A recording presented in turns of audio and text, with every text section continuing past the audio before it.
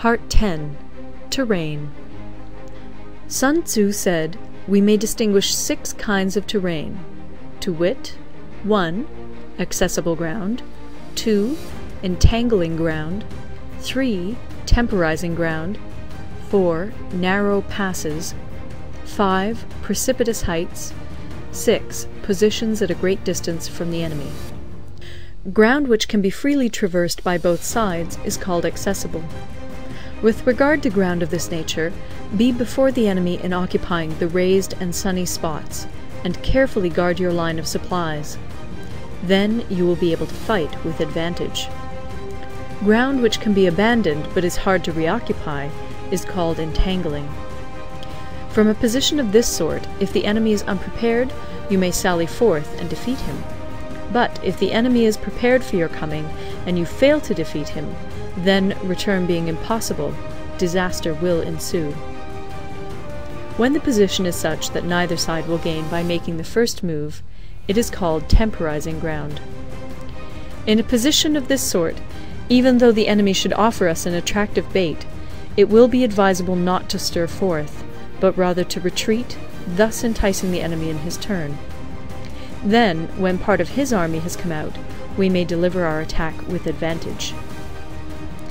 With regard to narrow passes, if you can occupy them first, let them be strongly garrisoned and await the advent of the enemy. Should the army forestall you in occupying a pass, do not go after him if the pass is fully garrisoned, but only if it is weakly garrisoned. With regard to precipitous heights, if you are beforehand with your adversary, you should occupy the raised and sunny spots, and there wait for him to come up. If the enemy has occupied them before you, do not follow him, but retreat, and try to entice him away. If you are situated at a great distance from the enemy, and the strength of the 2 armies is equal, it is not easy to provoke a battle, and fighting will be to your disadvantage. These 6 are the principles connected with earth. The general who's attained a responsible post must be careful to study them. Now, an army is exposed to 6 several calamities, not arising from natural causes, but from faults for which the general is responsible. These are 1. Flight, 2. Insubordination, 3. Collapse, 4. Ruin, 5. Disorganization, 6. Rout.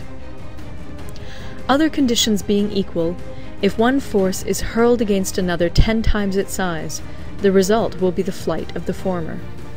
When the common soldiers are too strong and their officers too weak, the result is insubordination. When the officers are too strong and the common soldiers too weak, the result is collapse. When the higher officers are angry and insubordinate, and on meeting the enemy give battle on their own account from a feeling of resentment, before the commander-in-chief can tell whether or not he is in a position to fight, the result is ruin. When the general is weak and without authority, when his orders are not clear and distinct, when there are no fixed duties assigned to officers and men, and the ranks are formed in a slovenly, haphazard manner, the result is utter disorganization. When a general, unable to estimate the enemy's strength, allows an inferior force to engage a larger one, or hurls a weak detachment against a powerful one, and neglects to place picked soldiers in the front rank, the result must be rout. These are 6 ways of courting defeat, which must be carefully noted by the general who has attained a responsible post.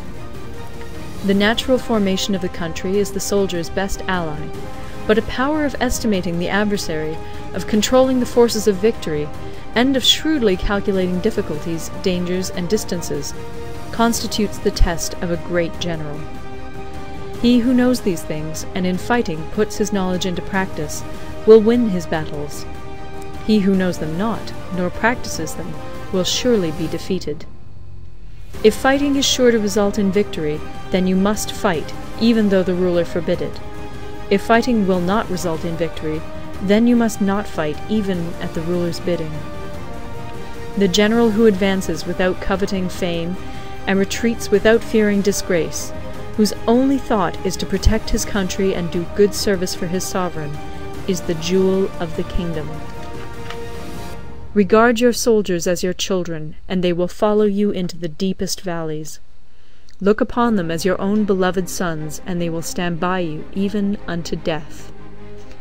If, however, you are indulgent, but unable to make your authority felt, kind-hearted, but unable to enforce your commands, and incapable, moreover, of quelling disorder, then your soldiers must be likened to spoilt children.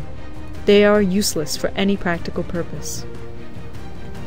If we know that our own men are in a condition to attack, but are unaware that the enemy is not open to attack, we have gone only halfway towards victory. If we know that the enemy is open to attack, but are unaware that our own men are not in a condition to attack, we have gone only halfway towards victory. If we know that the enemy is open to attack, and also know that our men are in a condition to attack, but are unaware that the nature of the ground makes fighting impracticable, we have still only gone halfway towards victory. Hence the experienced soldier, once in motion, is never bewildered. Once he has broken camp, he is never at a loss. Hence the saying, "If you know the enemy and know yourself, your victory will not stand in doubt. If you know heaven and know earth, you may make your victory complete."